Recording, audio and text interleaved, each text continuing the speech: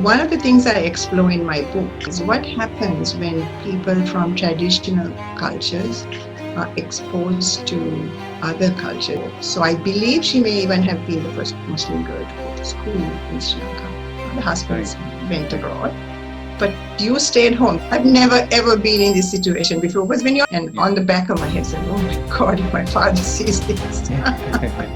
How much that benefits human beings to have community and to. So I stopped seeing the East and Western culture as a binary, one is all good and one is all bad.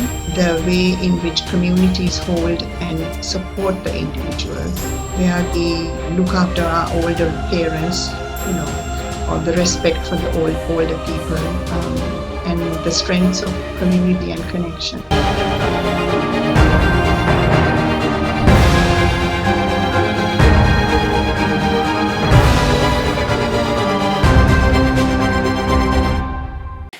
Welcome to the program. Today I am going to speak to a very special person, that is Yasmin Azad. Yasmin migrated to United States of America in the early days after her university time. But what is interesting is she wrote a book recently named Stay Daughter. And then that book has become quite popular in Sri Lanka as well as in Amazon. I actually found her on Amazon. So let's go and meet her. Hello, Yasmin. Hello, Yasmin. Welcome to the program. Thank you, Dr. Rahman. Thank you for inviting me here, and I'm very glad to be here. Yeah, okay. Tell me about yourself. So I was born in Sri Lanka in the deep south, in the Galle Fort, actually. And I lived there till I took my A-levels, the 12th grade. Then I moved to Colombo to, I was in Sri Lanka till the 10th grade, and then I moved to Colombo to do my A-levels. And when I had got through that, I went to Peravenia, where I did a degree in English. I lectured for about 3 years at Vidyalankara University in Kelaniya. Then I came to the United States, where I was married, and I decided to switch studies, and I switched to counseling psychology and became a mental health counselor. I worked for about 25 years in that field, and I'm recently retired. Right. Thanks for that. But you just finished the whole story in 1 minute. Go back to Galle. One of the things about the Galle Fort is that almost 100 years ago, it's a place that was populated mostly by Muslims and Burghers, with a small smattering of Sinhalese and even a smaller. Right. So how I think that impacted my childhood growing up is that, not only did I go to a missionary school outside the fort, but most of our friends, so my friends, tended also to be Burghers, Christian Burghers. So I think I grew up, I would say, in a truly sort of multi-ethnic, multicultural milieu in the Galle Fort. Mm-hmm. Because as children, you just... and one of the things I explore in my book, which later on we will come to it, is what happens when people from traditional cultures are exposed to other cultures. My father's mother, who basically never had gone to school. My father's sister never went to school. They didn't learn to read or write, though they could, read the Quran. And then the people in the fort, now in the Galle Fort. So my father's side of the family lived outside in what would be called a village. My mother was from the Galle Fort, and she came from a family that had been heavily influenced by their neighbors who were Burghers, and so through that, some part of westernization. The history is that my great-grandfather, my mother's grandfather, made a huge decision in 1867. He decided he would send his daughters to school. And my great aunt was, as far as I know, I'm certain that in the southern province, she was the first Muslim girl to go to school. I don't have the statistics of whether that was for the whole country. But if you remember, Dr. Rahman, at that time, Galle was like a premier, it was like the main port. So it was a cultural administrative hub before the port was transported to Colombo. So I believe she may even have been the first Muslim girl to go to school in Sri Lanka. I mean, in what was then Ceylon. And at that time, well, no other Muslim girl went to school, but 1867. Yes. They were all taken out. My mother went to school. They all were taken out before they reached like maybe the 5th grade. Girls were not allowed to go to school after they became adolescents, So then after the 1940s, my aunt daughters to stay in school after the 5th grade. They stayed in school till the 8th grade, and they took what was then called the Junior Cambridge exam. That was the 8th grade exam. And they were once again the first Muslim girls to do that, to take the Junior Cambridge. And then after the 1940s, it became more and more common for girls to stay in school, at least till the 10th grade, which was the senior certificate, if you remember. It used to be called the senior school certificate, the SSC. It was like the pinnacle of education at that time. Yeah. And then, so when I came to the HSC, the Muslim girls from all over the country now were beginning to enter Peradeniya, or not many. They were always a very small minority, but they had begun. But nobody in my own extended family or community had really gone away like that, from home to go to college. So the story that I write is also, that's why I say stay daughter. My father was a very traditional person. He didn't have much of an education. He maybe 2nd grade. He was a businessman. It came as a big shock to him that his daughter wanted to go away from school, from home to college. Because at that time, now I'm talking about the 1960s, 1950s, a girl who was not married wasn't allowed to step out onto the veranda, let alone go to a college, to go to university. So that is my story about how things have changed for girls and women through the years, especially in the urban areas. I can't speak to what's happening in the rural areas because I don't have that information or that experience. But that's and then I was also part of this huge wave of people migrating away from Sri Lanka to the West, which was also happening mostly in the late 60s, 70s. And that was something else the community had to deal with, which long ago, you married, you stayed in your parents' house, most of us, or in some extended family situation.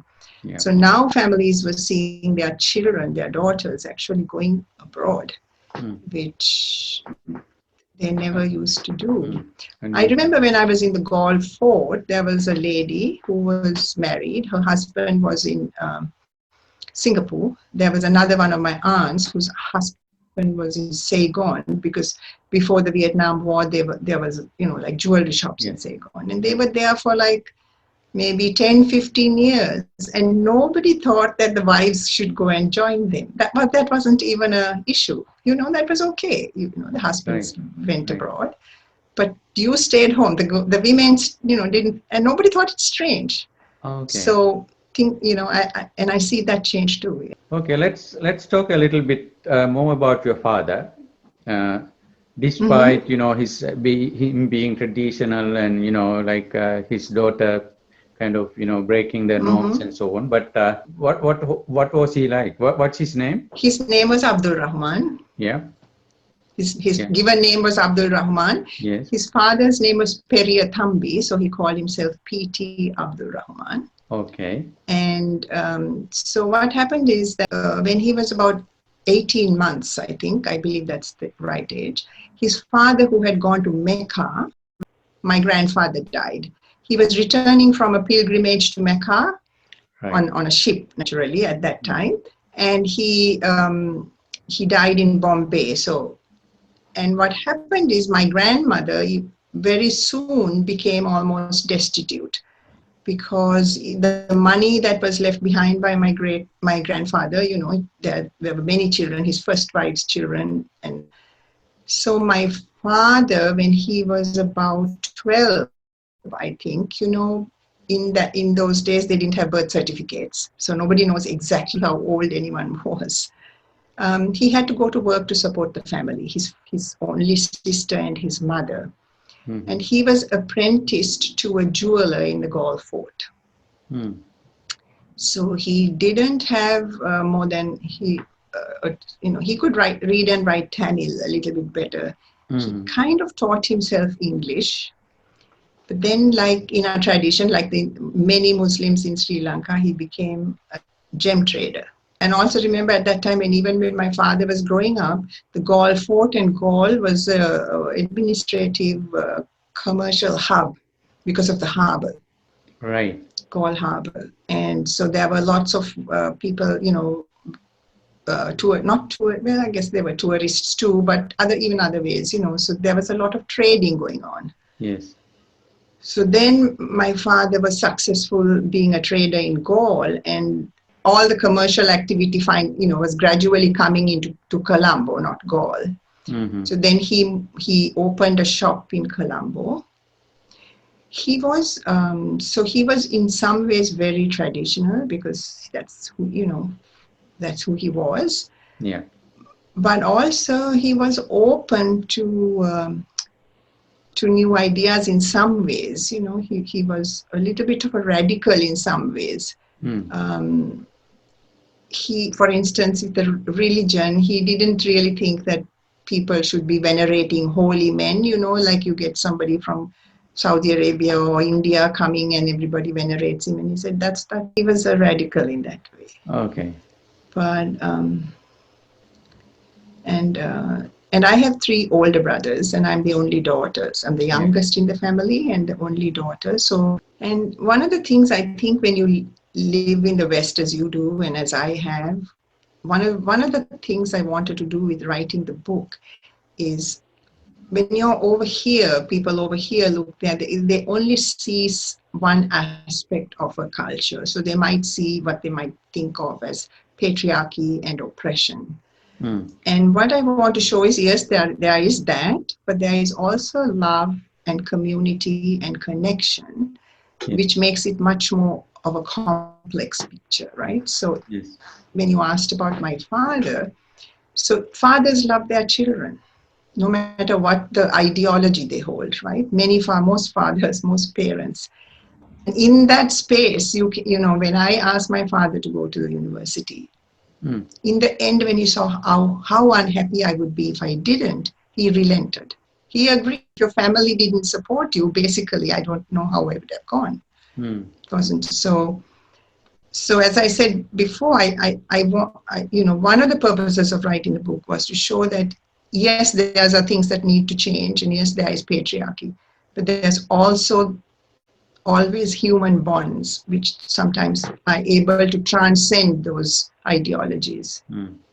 So did you kind of see that that human bond is different in the West? Once again, I don't want to make a sweeping generalization because those are always dangerous and not accurate.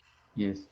But one of the things that you do recognize when you come to the West is that somehow what we think of as family and community is different. And that back in the traditional communities that we were brought up in, there's always a push towards coming together to be inclusive. So what you have here, when you ask me what is the difference, is a much more focus on the individual and the individual's desires and their what they want, and that's supported. Like yes, go do. And I personally think there's something good about that, in the sense that it does foster creativity, it fosters independence, and other things. But there's also a downside, which means individuals become very isolated and lonely. Yeah, yeah. Yeah, you have to take the good with the bad, isn't it? Exactly. That was Yes. nicely theorized by this Hofstede. You might have heard actually Hofstede collectivism and individualism. Okay, let's go back to your early years again. So you went to university, which University of Paradenia.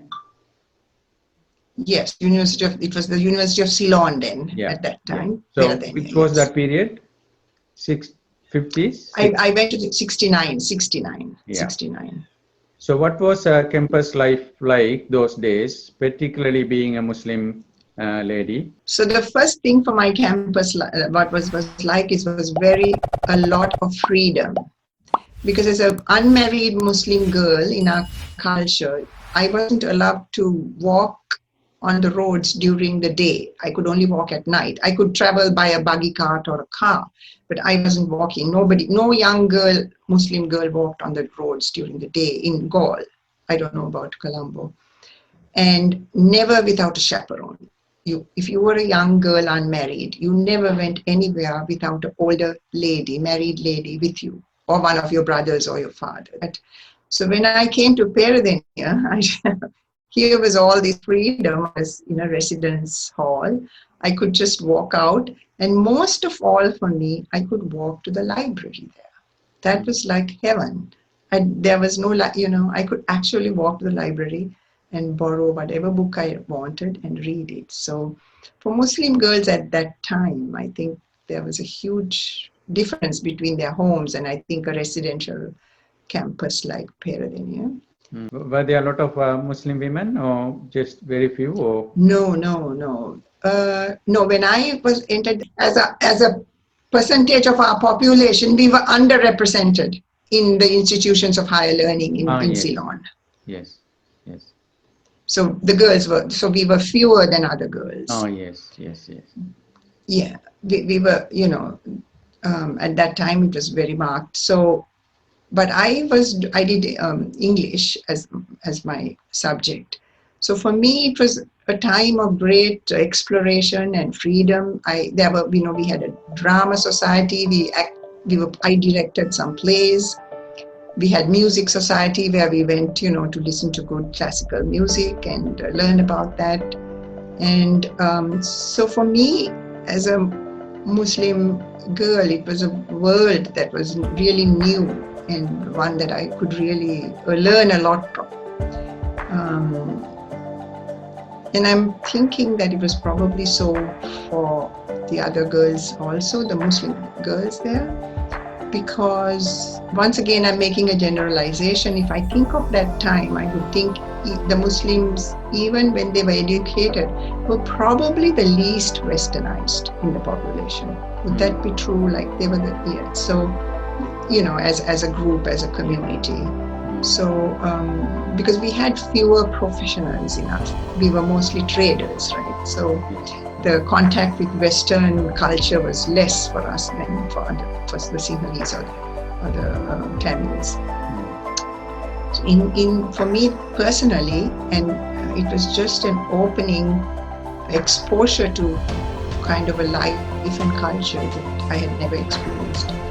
I remember when I was I don't know, in English we had what are called tutorials, right? It was modeled after the Oxbridge sort of. So you wrote a paper and you met with your lecturer just to discuss that paper. It was, Yeah. And I remember how uncomfortable I was when I was in this room with this man, who's a lecturer. He's talking to me about the paper and says, God, I've never done, I've never ever been in this situation before. Because when you're in a classroom, it's not so, evident because there's other girls and you're in a group and there's a teacher. But here I was with this one, doing this tutorial with this one professor, and on the back of my head said, oh my God, if my father sees this. Okay. Interesting. Yeah. So who were some of your professors those days?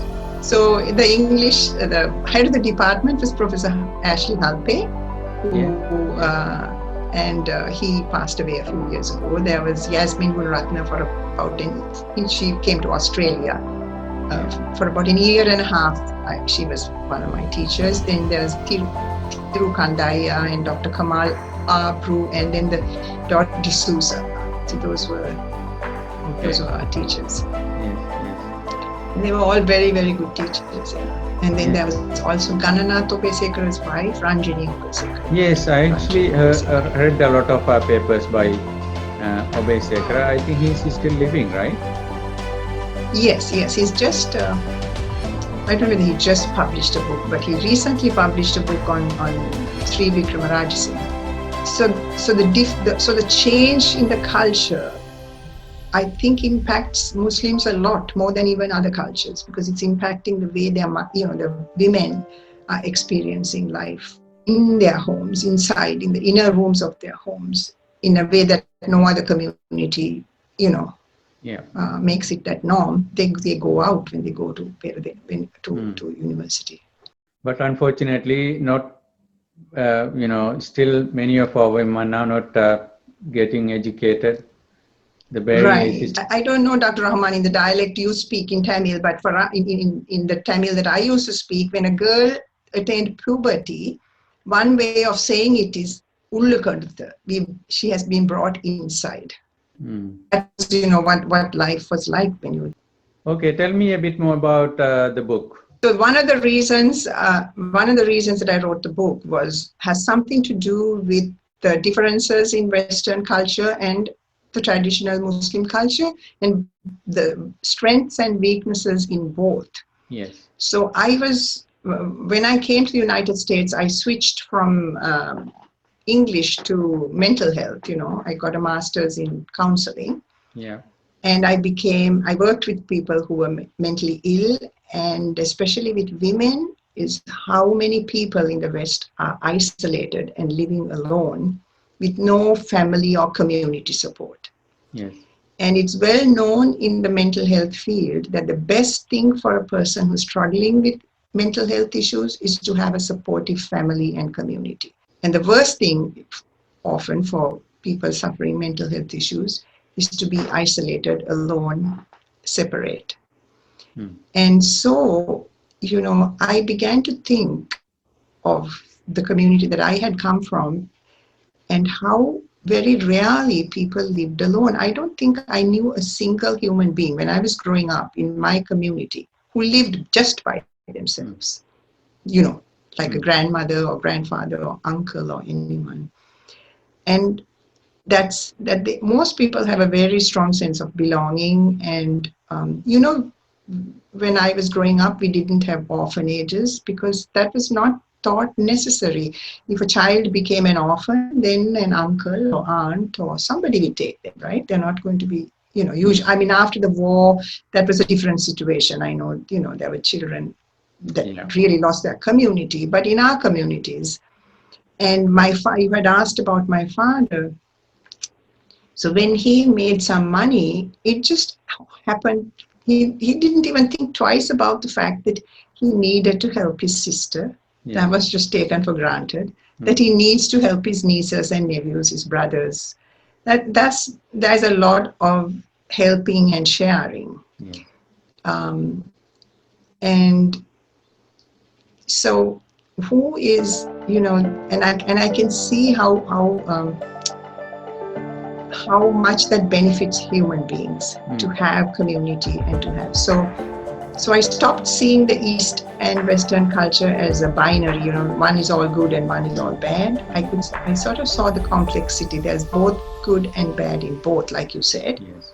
Yes. And so, that made me want to explore that. What is it, Yeah. And especially, Dr. Rahman, about the Muslim community. So this is, as a mental health counselor, I often worked with people who were highly suicidal. That means they either were thinking about suicide or they attempted suicide, and one or two committed suicide. Now, the statistics are that unfortunately in Sri Lanka, we have a very high suicide rate. I don't know what it's like now, but almost one of the highest in the world, but not for the Muslim community. And I was thinking, why is that? And any mental health counselor will tell you that there is less depression where there is great connection. I'm not saying there's no depression, but I'm saying there's less depression. Yes. where there is great connection. And I think the great strength of the Muslim community, especially now that I've come to the West and I look back, is how they foster connection. Yeah. You know, Mm. it's in the religion that you should maintain family ties, Yes. right? It's Yeah. in the religion. It's in Yeah. the hadith that you should maintain family ties. So that's a very strong part of the community. Mm. And I think the part that needs to change is, among other things, is opportunities for women and the freedom of women. Mm. Mm.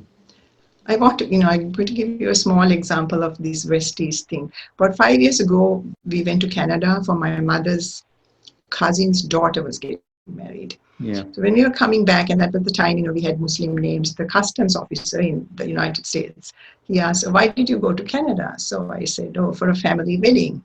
And she asked, who was getting married? I said, my mother's cousin's daughter. She takes a breath and she says, that's family. Mm-hmm. So I said, yes, in our culture, that's family. Yeah. Yeah. She couldn't believe, that's how we do. Yeah. Yeah. Yeah.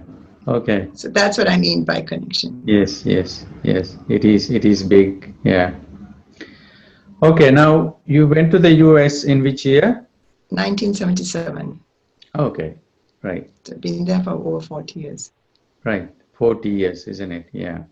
So, so what was it like? So you went as your husband's wife, or you? Yes. No, Okay. actually, though I was married, I went on my own on a F1 visa as a student because I had got admission to graduate school. I was going to do a master's and then, if possible, a PhD in English. So Yeah. I became on my own, though I was married. When did you get married? Was it a proposal-like thing, the traditional? Yes, more or less traditional, because when my mother got married, she saw my father after she was married, right? After the Kati had married them. No. They didn't see each other until after. By the time I got married, I think I was allowed to see my husband, meet him once. Oh, okay. But now this is, yes, but it's still a arranged marriage or so, yes. Yeah. Yes. So, okay, we But talked about your father. Let's talk a little bit about your mother. mhm.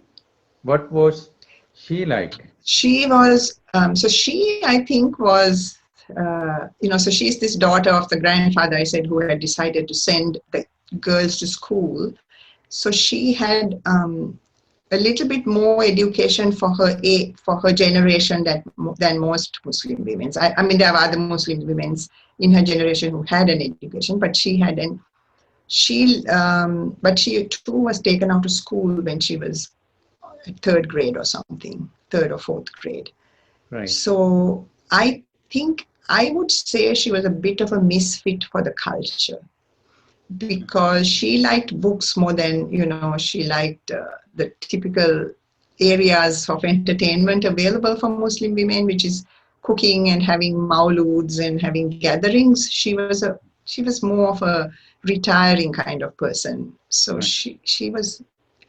And at the beginning, she didn't think too much about my education. She thought, oh, like everybody, I would go up to the 10th grade and stop there. But then when I showed a real interest, she did rally and she got me to do she helped me to get into an A-level class. And then she's the one who took me to Peradeniya to drop me off because my father had said, okay, you want to go, you go, but I'm not coming, So she was supportive. But I think of her as somebody, if she had been given the opportunities, might have, wanted to be really, conversant in a lot of things, like, books and whatever. Right. Right. But not in her generation, that was Yeah. not available. So your siblings are still in Sri Lanka, or they also In Sri Lanka, yes. No, they're all there. My oldest brother, they all have children, they're married, and my second brother took over my father's business, but my older brother became a lawyer, and my younger brother became an engineer. But once again, it was away from the Muslim norm, right, with westernization, because my father had named his shop Abdul Rahman and Sons, hoping that all the sons will become But and that used to be the tradition, right? The generations, they would take over. They were making other choices. Yes. So my brothers Yeah. also made other choices. Yes. Yeah, my father was a shopkeeper as well. Yeah. The way you got settled in the USA and saw the world, of course, you kind of transformed with your opportunity in the campus, but that was an eye opener for you, of course. But when you went to the Right. US, then again, it's land of opportunities. Yes. And I had three sons, so I was I spent quite a bit of time raised. When they were very young, I didn't work. Yeah. Then when my youngest turned about started school, I went to work. So my what I would say about being in the West, I mean, yes, there's a lot of opportunities professionally, which I'm very glad for.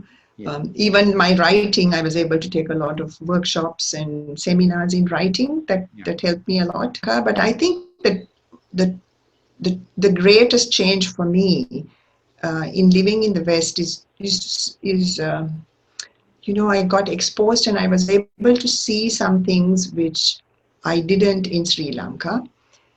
So over here in the West is what I would call a certain amount of dignity of labor, which is that there is, I'm not saying it's perfect here, and I know that there is exploitation and racism and all that. But we all grew up in homes that we had domestic help. I believe you must have also. Yes.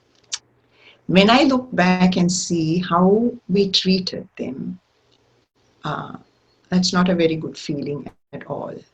I don't think that we ever thought you need to have an 8-hour day or you need to have a 10-hour day. You need to have time to rest. You need to have time to eat. You need holidays. You need to be treated respectfully. That I realized looking back that I deeply regret that we went. And the worst, so it comes as a shock sometimes when for the first time, you have, say, a lady come to clean your house in the West. If you're offering her a cup of tea, it's very normal to sit at the same table, which would never happen in Sri Lanka. So and I'm glad that I was exposed to that way of thinking, that we should respect all labor and all human beings. Yeah. And the other work as a mental health counselor, it's again not ideally set out. There's great recognition of the rights of people who are disabled in any way, either mentally or physically, in a way that I'm really, really grateful I was exposed to that too, to see disability as just one aspect. And I doubt that I would have seen that if I were still in Sri Lanka. So for me, even more than the material, sort of tangible changes of living in the West, those two. So your children were born in the US? yes, they were all three born in the US, and they're very, in many ways, I would say, like any child who was a first generation immigrant, is half American. Their ideas, their thoughts, but they also I can see in the closeness we have, that we have, there's that Sri Lankan impact too. Once again, I'll give you a small story. We lived, we've just moved last year to this new house, which is on the same street as my son has a condominium. It's on the same street. He's the only son who's living in the same state as we are. The other one is in Seattle, which is very far away, and the youngest is in South Carolina. So every time I told this to any of my Sri Lankan friends, they said, "Oh, how wonderful! You're so close to going to be." When I told some of my American, white American neighbors, they said, "Your son doesn't mind you're living that close to him." Right. He doesn't mind. He comes, he has it good. He comes and eats dinner. Yeah. But you can see that the thrust is, emphasizing connection. And this culture often emphasizes independence. Yes. And individuality. Sometimes we also miss Sri Lanka, particularly about the aspects you talked about, that, the broader connection, what is yours is mine, or what is mine is yours. Yeah. To what Yes. extent you miss all those things? You're thinking back to where you grew up in Galle, and then you about 70 people in a something like a party or maulud or whatever it is. Yes. So we don't get that much of. Dr. Rahman, I think that more than for myself, I miss it for my children. Yeah. I really miss that I cannot give that community and that belonging for my children. That's what I really miss. And you can see when I take my children to Sri Lanka, they've become so comfortable in the homes of their uncles. In a way, it's not really said anything, but subtextually you can feel that there's a real sense of, they feel like they can just, Yeah. And that's what and I think I speak for quite a few immigrants when I say that we miss that connection more for our children, because we had it, so we can always go back and resume it. It's Exactly. no problem. So we were lucky to have that both worlds, but Yes. unfortunately, our children, of course, they miss that part. They do, and I think that's a real loss. Yeah. So It's a real loss. overall, do you have regrets? Do you ever regret sometimes leaving Sri Lanka? No. And I'll tell you why. Partly recent happenings in Sri Lanka. But of course, it is just one or two people like you and me and some other people who have managed to leave the country, if you argue that way. But then again, think about all other Sri Lankans for that matter, even Tamils and Sinhalese and all these people. And then, I'm just wondering, what is it that we can do from the West?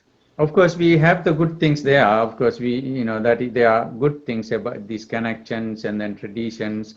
They all are good. But then again, certain aspects are not good. We see in the West, like you talked about this labor.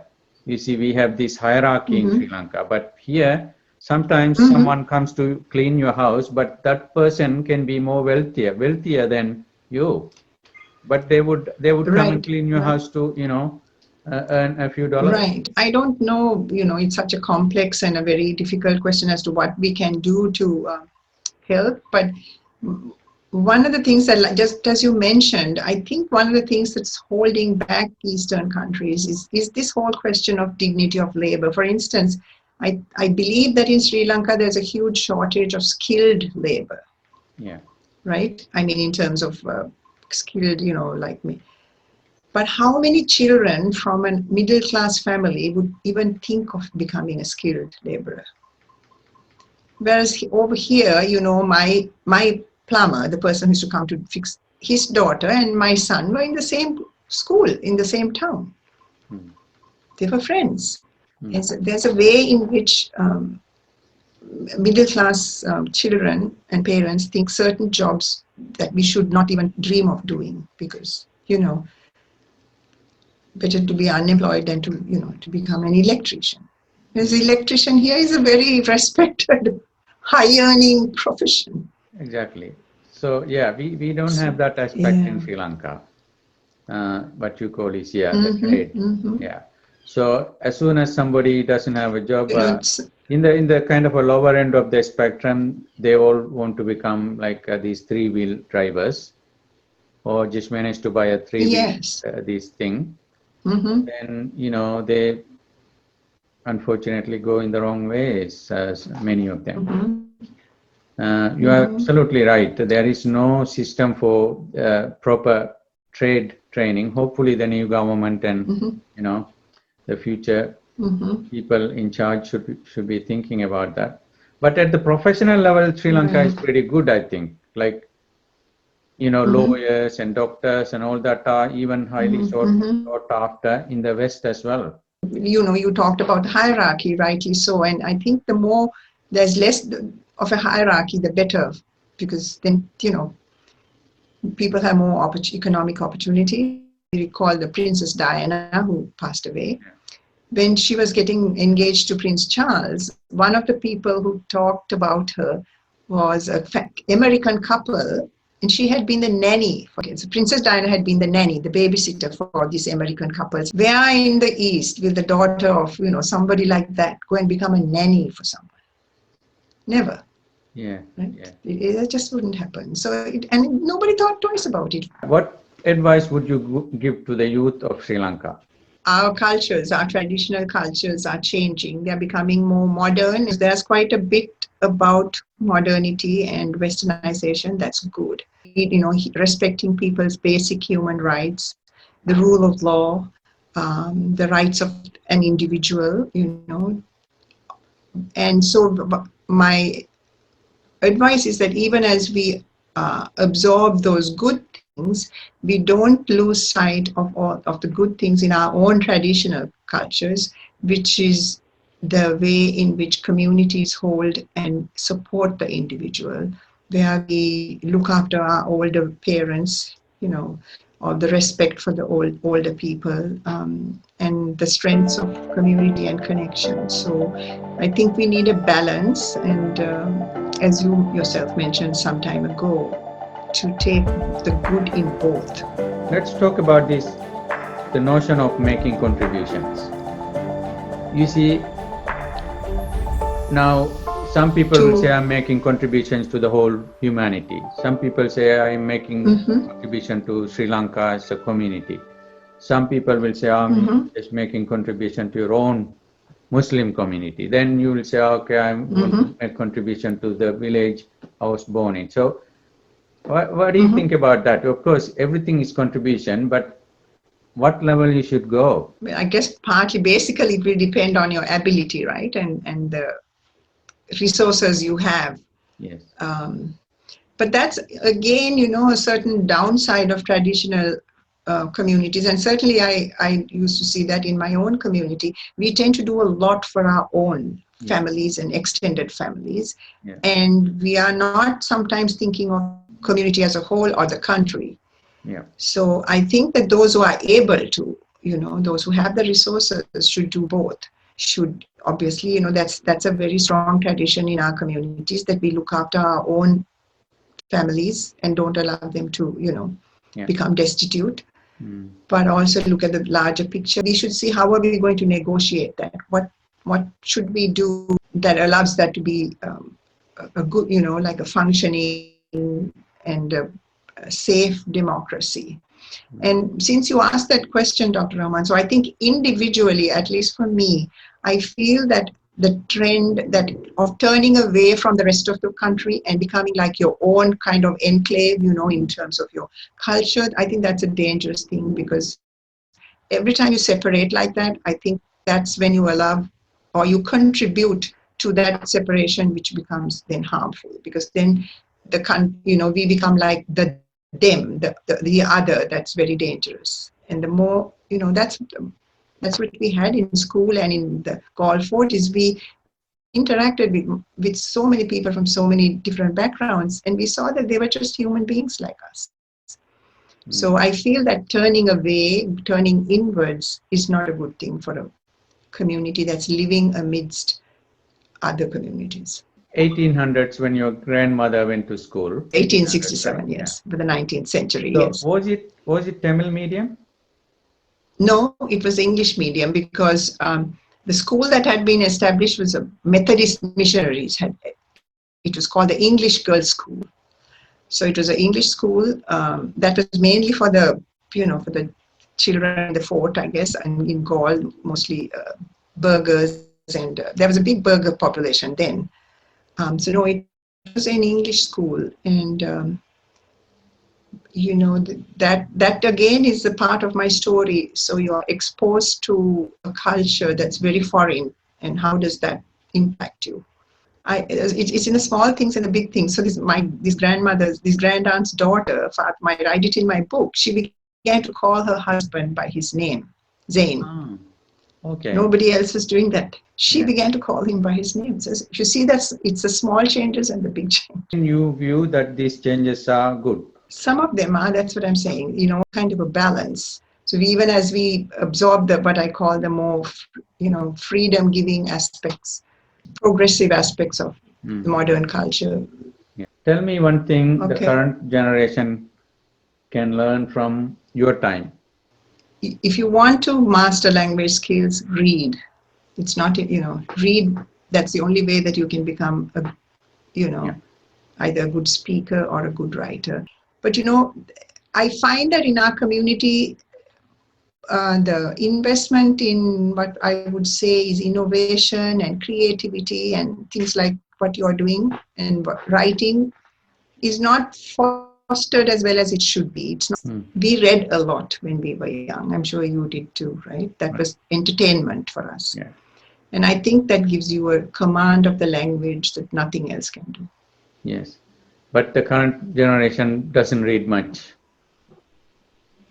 Because they have so many competing ways of, you know, Yeah. whiling away their time and being entertained. What do you think about the aspiration to kind of go to the Western country and settle there? Hard, because I think one of the biggest drives towards the migration is economics, right? People are leaving because they want to get, you know, have a better life, a higher standard of living. Yes. And what they think is also there. So that's, I don't know how that, it depends on who you are and what you have already and what you might be giving up. But even the community thing, Dr. Rahman, I mean, I go to Sri Lanka not often, but every 2 or so years, and I can see even that is lessening just because modern lifestyle is not allowing the same kind of gatherings and the same community interactions that we used to have. This is also partly one of the consequences of women going out of the house, because many of those social traditions depend on women having time to uphold those traditions. You know, having a maulud or visiting people or having, you know, so that is lessening. Yes. So what have you been doing recently? After I retired, I finished my book, you know, because that took a lot of time to write it and to get it edited. Somebody in Sri Lanka asked me if I would mind having an online teaching writing for creative writing, you know, on a Zoom platform. And I'm really happy to do that. It's a volunteer thing, it's free. You probably have the same experience. There's a certain training that you get in the West that really you can't find very often in a, you know, a training, academic training, or you know, the writing. So what I've learned about writing, I want to share, and I want to see if I can help. So your children are doing well? So my oldest son is in IT. He did computer science. The second one is in accounting. And the third son did engineering. So they're, you know, mostly as you know, in this migrant children, first generation, they go to these accounting, that kind of field. So that's what they do. In Australia, it's very common. Any Sri Lankan family, pretty much all the children go to university. Your husband, what is his profession? Original studies was in chemistry, so he was in Peradeniya too. Right. Then he went to Norway to do his PhD in polymer science. Okay. And he got a job here at the University of Connecticut, which is how he came here, and then I followed. He was briefly an academic. He was a postdoctoral student, but then he joined industry. He joined, you know, Johnson & Johnson and Goodyear and places. But he's still working because that's good to work is good. Thank you, Miss Yasmin, for participating in this program. Thank you. I enjoyed talking to you. And I enjoy speaking to you. Thank you very much for this opportunity.